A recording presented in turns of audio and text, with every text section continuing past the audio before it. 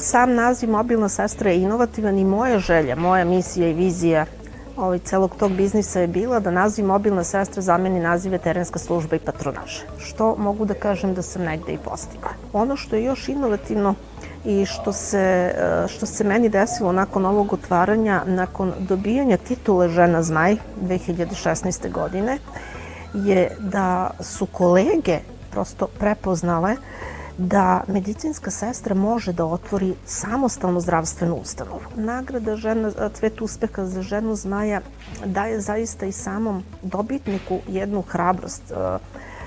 Znate da ste sigurno u dobroj priči, jer poslovne žene prepoznaju